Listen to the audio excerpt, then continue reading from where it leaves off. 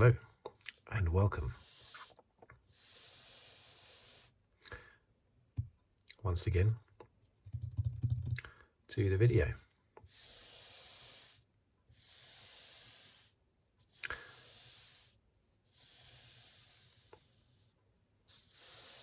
My latest video, which continues my look at the 2023 Formula One World Championship, race by race.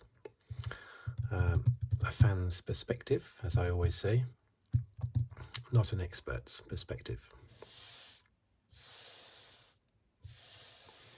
We've just had the Miami Grand Prix, so I shall do what I always do, and that is a rundown of the finishing order here, then the top 10 in the Drivers' Championship, and then the order of the Constructors' Championship. Okay, so let's start.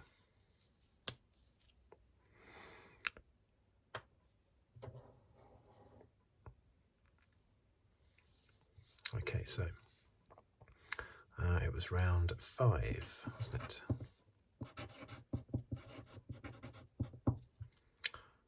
The first of 3 USA Grand Prix this year.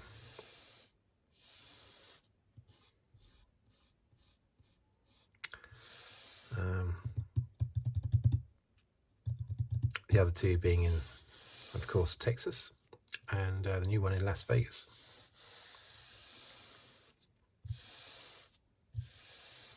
Austin, Texas.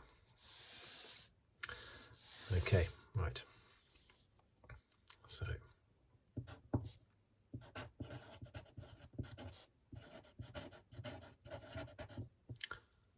Verstappen.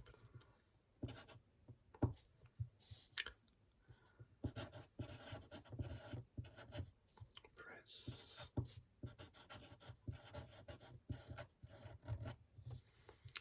Alonso.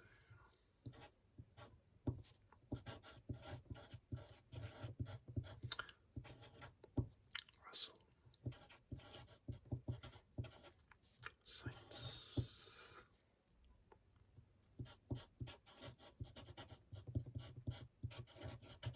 Hamilton.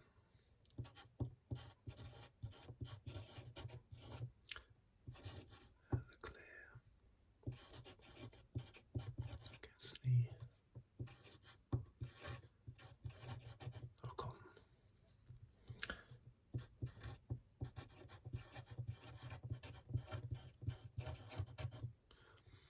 Magnussen.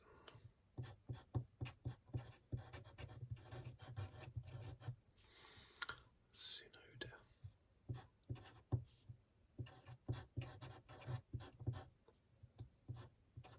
Stroll. Bottas.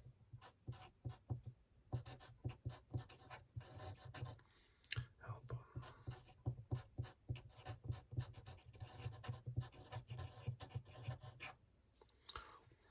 Let's make sure it's in focus.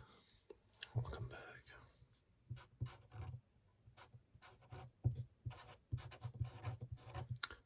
Joe.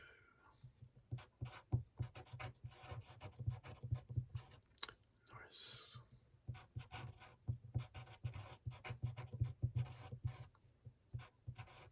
De Vries. Piastri.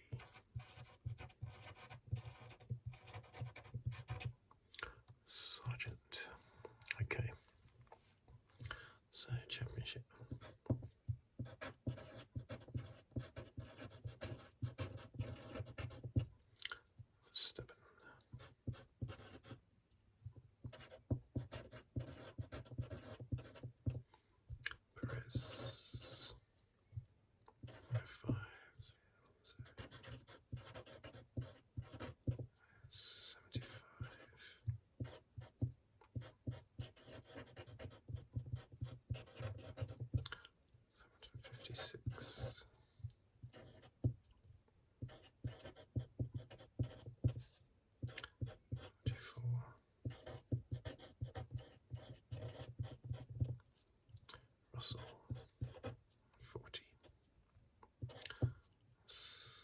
Leclerc 34.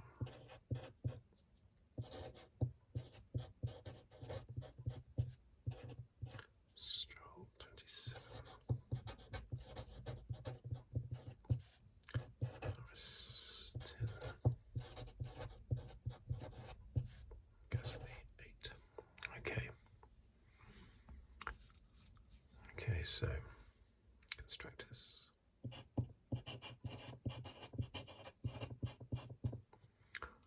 Redbull 224.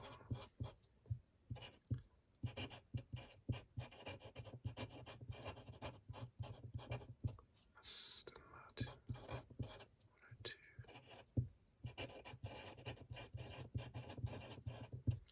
Mercedes 96.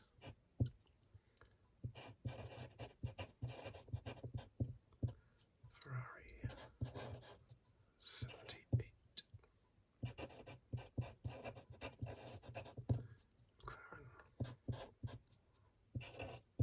14. Alpine 14. As 8.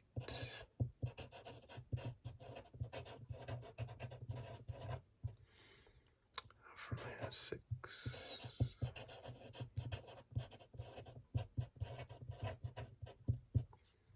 AlphaTauri 2.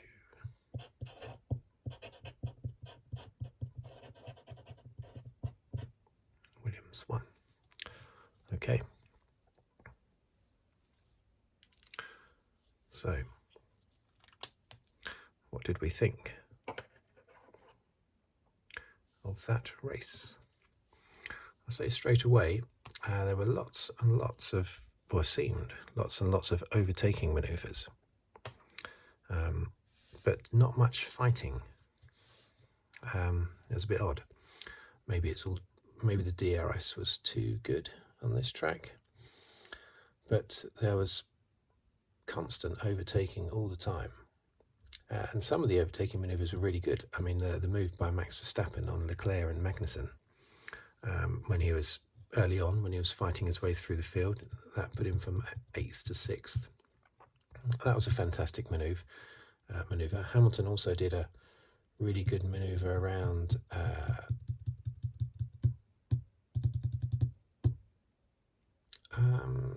didn't he? What did he do? What some of the commentators called the switcheroo at the end of the main straight. Didn't get him into the main straight. Got him just after the main straight. Who was that on? Was that on Magnussen? I can't remember. Anyway, so there were some very good manoeuvres in there. Russell pulled off some good manoeuvres as well. But there wasn't much resistance. There wasn't much fighting. There was no side-by-side action. There was for a very, very brief moment between Verstappen and Perez at the end of the race, where Perez managed to hold off Verstappen a little bit, and they were alongside each other for a little bit, but he was never going to, however well Perez performed there, he was never going to hold off Verstappen on those fresh tyres, and he was a lot quicker anyway throughout the weekend and the race. But yeah, it's strange, lots of overtaking, but not much actual fighting, which is why the feeling after the race is one of not really that much happening, which is strange considering there was actually a lot of overtaking. But I think it's just because there wasn't much fighting going on. I thought Max would take a bit longer to get to second place because of the design of the circuit. If it had been a more open track, like the Oostenrijk Ring or Silverstone, something like that, I'd have expected him to have been in second place by the end of the first lap. But here I thought it would take a lot longer. I know it still took till about, was it lap 14, wasn't it? Verstappen got past Alonso and into second place. But I'd have expected it to have taken even longer than that, I think. So I was a bit surprised. how easy that seemed for Verstappen on a really tight track like Miami. I suppose you do get those long straights, don't you? So, but I was under no illusion that Verstappen was going to win the race. I felt certain he was going to win the race because he'd been so much quicker than Perez throughout the race weekend. It's a bad result for Perez, but there is evidence to suggest that the mediums were better in the second half of the race than in the first half of the race because, and of course, Perez had medium tyres at the beginning of the race. Now they can say that the medium tyres were not working so well on a dirty track. As the track rubbered in, the mediums got better.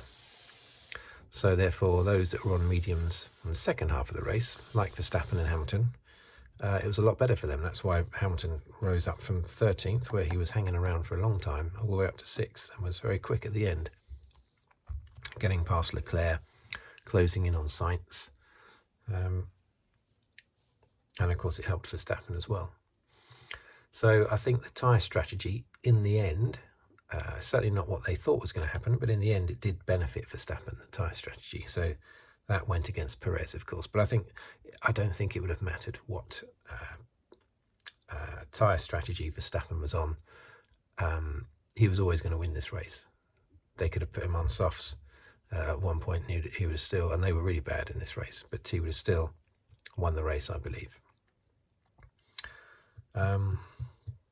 There's no stopping him at the moment. Perez has managed to get close, but if you look at the two races that Perez has won, yes, he's managed to hold off Verstappen at the end of each of those races. In Saudi Arabia and Azerbaijan, he managed to keep a gap of about 5 seconds in both of those races. Verstappen was not able to close, but in an ordinary race where Verstappen isn't hampered in some way, Verstappen will just run away with it, basically. I hope that's not the case, but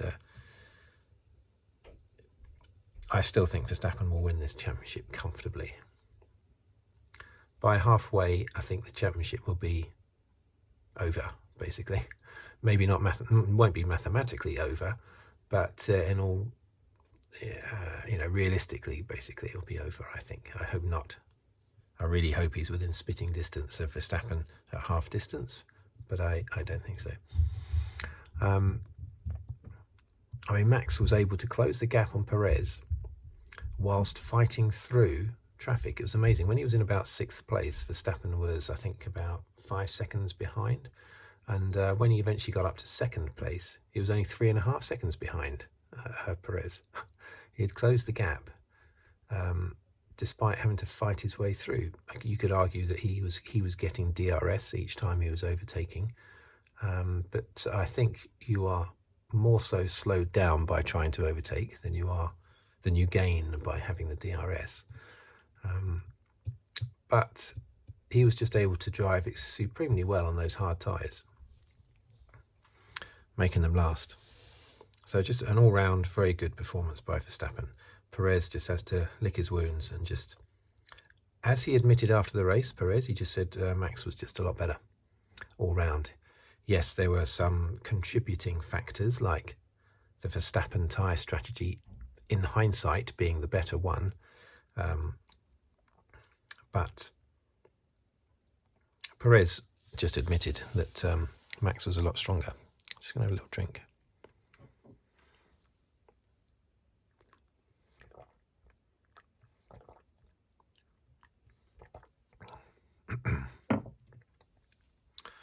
So well done, Perez, for just admitting that. Alonso, this is now the 5th race running, every race this year, that he has walked away from the race weekend with 15 points. No one's pointed that out yet. Everyone points out that he's had 4 podiums and 1 fourth, but they don't point out the fact that in Azerbaijan, he still scored 15 points because he got 12 points for 4 and 3 points in the sprint race. So 15 points in every race he's had. Verstappen, I should put down there, of course, had the fastest lap as well. That was always going to happen.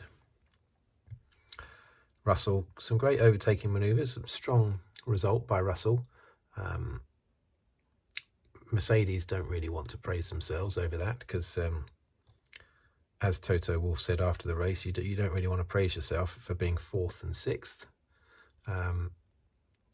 But at the same time, that's actually a good result, especially for Hamilton when he was 13th. And he was 13th for a long time as well, Hamilton. But in the end, that accidental tyre strategy helped him massively.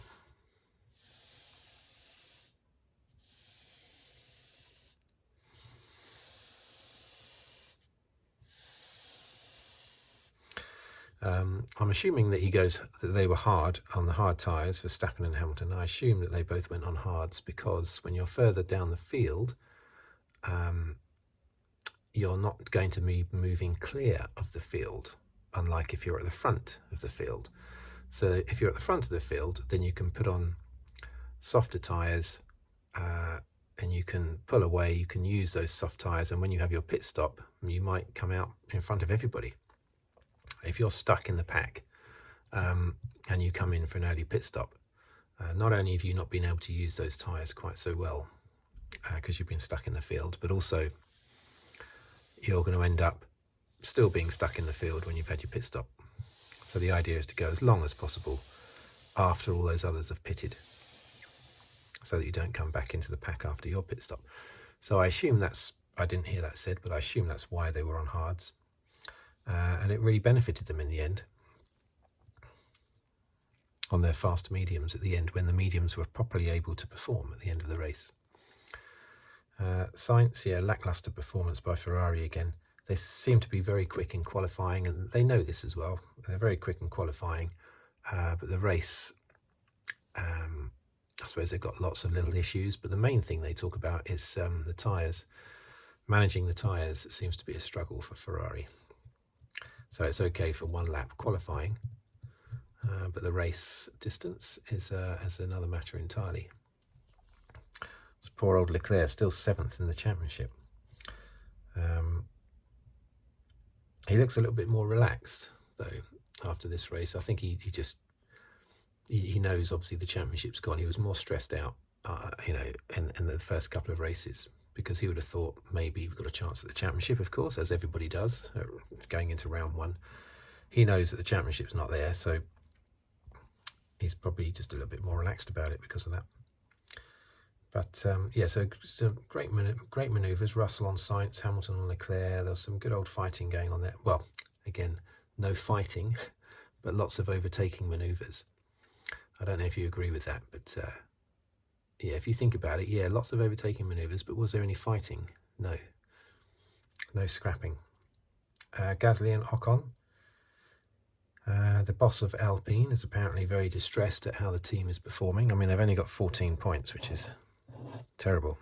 Along with McLaren, look, they were fighting for 4th in the championship last year, weren't they? Way ahead of everybody else. 14 points each, those two teams. Incredible. But Gasly and Ocon 8th and 9th. I mean, that's actually not a bad result, unfortunately, for them. This year, that's not bad, but it is bad. Magnussen, 10th place, 1 point. Should they really be happy with that? He was 4th on the grid, Magnussen. A bit out of place, though, his fourth spot, because other drivers were out of place, but still a good performance, 4th in qualifying. Tsunoda misses out on points yet again, 11th place, unfortunate for him. Stroll, 12th. He could have been further up the field in the points had Aston Martin not taken. They took a risk by only having, was it one set of brand new softs in Quali 1? Or was it Quali 2? I can't remember. Anyway, Alonso only just got through into the top 10. Third qualifying in the end, and Stroll didn't. Basically, it was that I can't remember what session that was in. Was that Quali 1, 2, or 3 that Alonso just made it in and Stroll just missed out? And that's because they didn't have 2 runs on brand new softs. They took that risk. Sometimes it pays off. They wanted to reserve those tyres for the race, but of course soft tyres were not good anyway in the end in the race. But yeah, so Stroll would have been further out. He would have been in the points, 6th or 7th, probably, maybe higher. So it's been unfortunate for Stroll. Bottas, yeah, he fell away at the end of the race. It looked like he was going to get into the points, but he fell away because of his tyres. Albon, again, quite a strong performance throughout the race, but no reward at all, which is 14th place. Hulkenberg, I'm a bit surprised to see him down in 15th, but I can't remember did anything specific happen to Hulkenberg? I can't remember. Same thing with Joe, can't remember much about him throughout the race. What about the McLaren, the 17th and 19th? But you see, they started on softs, and so they had to have pit stops in the first 5 or 6 laps, and then they went on hards to the end of the race, didn't they? So a terrible tyre strategy in the end for them. They did a gamble because they were down at the back of the grid, so why not gamble? That gamble did not pay off, and they stayed at the back. And poor old Sargent, who damaged his front wing? Something he damaged anyway at the start. Not necessarily his fault, I don't know. Qualified last, finished last at his home race. Very, very unfortunate. Not just for him, but for the American fans. We want the American support to be highly stimulated. De Vries, he's not really doing anything this year, is he? What's going on with De Vries? Very lackluster. I mean, Tsunoda is all the way up in 11th. Tsunoda is out driving De Vries this year comfortably. We all thought De Vries was going to, even though De Vries is quite old, he's about 28, we thought he was going to come in with a bang because of his Williams performance last year and his experience in general in single-seater racing, F2. He's got a lot of F2 experience. Former champion, I think, of F2, wasn't he? I think so. Anyway, yeah, I mentioned the support. We need the support in America. This felt like Monaco. The Austin, what is it? The Race of the Americas or something. I can't remember what the track's called now. In Austin, Texas. That's a pure racing track. I love that track. That's great. This is more of Monaco basically, and it had the razzmatazz of Monaco as well. And the support in the grandstands was immense. It really, I don't just think it's the Americans hyping it up beyond reality. There does seem to be genuine. They would show shots of the crowd, and there's genuine excitement over Formula One in Miami, and that's why I really wanted Sargent to do well, and has to do well, because America might only be one country in a worldwide sport, but massive car industry in America, of course, and it's a massive car racing country as well. They might not have a big history in Formula One, 2 Formula One world champions, but they haven't got a massive history like the Europeans have and the South Americans have in Formula One. But of course they do have a massive racing pedigree, NASCAR and IndyCar principally. So we really want F1 to be big in America.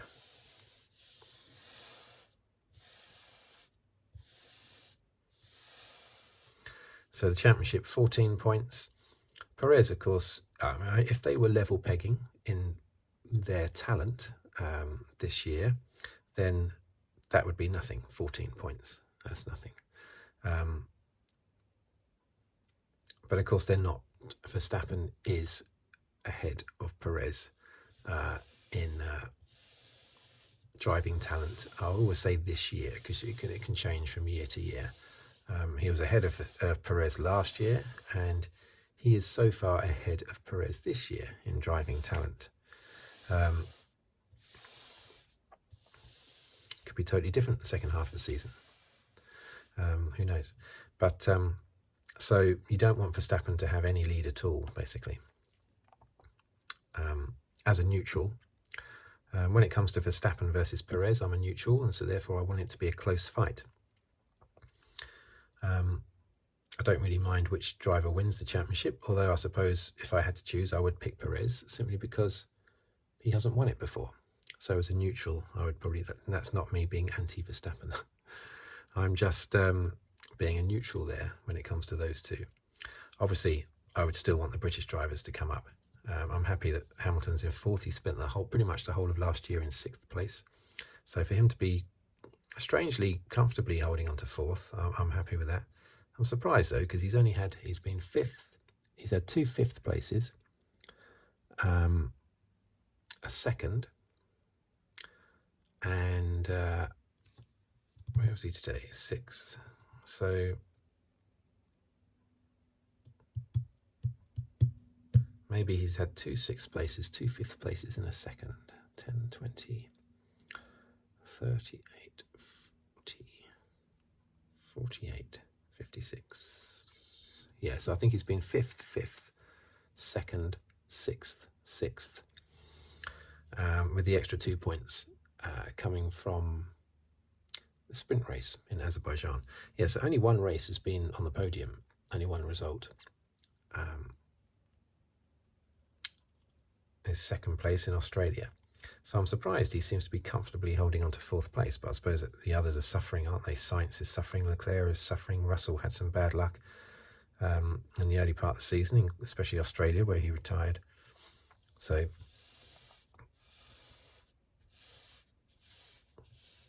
that's why, basically.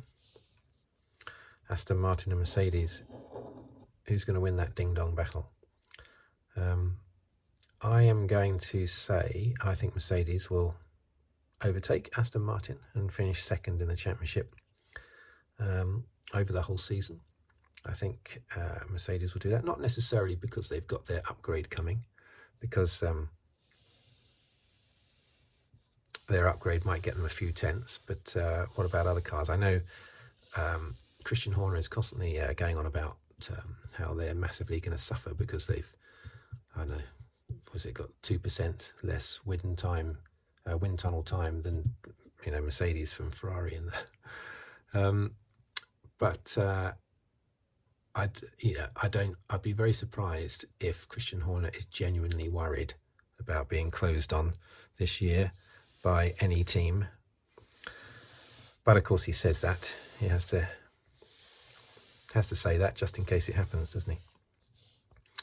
Again, I'm going to put that little line there between Ferrari and the rest, because that's incredible, isn't it? That the points there for those compared to those 4, unbelievable. It's incredible, that gap. McLaren and Alpine, what is going on? Alfa Romeo only 6, Alfa Tauri only 2. Oh dear. Anyway, so Alonso, just going back to Alonso for a moment. His year so far, where he's scored 15 points in every race weekend, I should say, reminds me so much of Gerhard Berger in 1988 in his Ferrari, where every race saw the McLarens come first and second, either Senna or Prost, first and second, and the third place was most of the time Gerhard Berger in his Ferrari. So he was racking up loads of points, but nowhere near the championship battle. And that's going to happen this year. Alonso just picking up constant podiums, but constant third places, maybe the odd second if Red Bull retires. But it just really does remind me of Gerhard Berger in 1988. I wonder if anybody else feels the same about that. But yeah, it does remind me of that immensely. Very easy races to third place Berger had that year. Not much fighting. Massive gap behind the 2 McLarens out front, and a massive gap to whoever was fourth behind him. Normally Nelson Piquet in the Lotus, Turbo Lotus. Because in 1988 it was only the McLaren, Ferrari and Lotus that had turbo engines. Williams had lost their turbo engine from the previous year, their turbo Honda, so they went from being really good in 87 to really bad in 88. So yeah, it was normally Berger in third place and often Piquet behind in his Lotus. Piquet's teammate, who was that? Was that Nakajima? He never did anything, so he was nowhere. Anyway, this is not 1988, is it? This is 2023, so stop talking about that. What else is there left for me to say? Not a lot, really. So yeah, story of the race. Lots of overtaking, not much fighting, basically. Maybe DRS too easy. Loads of overtaking, not much for the actual. And as I say, a lot of the overtaking maneuvers were actually very good, but there was just not much resistance, not much fighting going on at all. Okay, so the next race is Emilia-Romagna, or as I insist on calling it, the San Marino Grand Prix, even though Emilia-Romagna is more accurate because it is in Emilia-Romagna. Not San Marino Grand Prix was never in San Marino. It just had to be called the San Marino because there was Grand Prix, because there was already an Italian Grand Prix, as I've said before. But I still like to call it the San Marino Grand Prix. That's the next race. Let's see what happens. It's going to be very exciting to see. Well, somewhat exciting to see what the Mercedes can do with their upgrades, whether or not they'll actually work. And also I'll be looking to see what Perez can do on a more open track. Anyway, thank you for watching. Thank you for listening. If you'd like to subscribe, please do so. Or comment on the video or like the video. And I will see you on the next video. For now, it's goodbye. Thank you very much.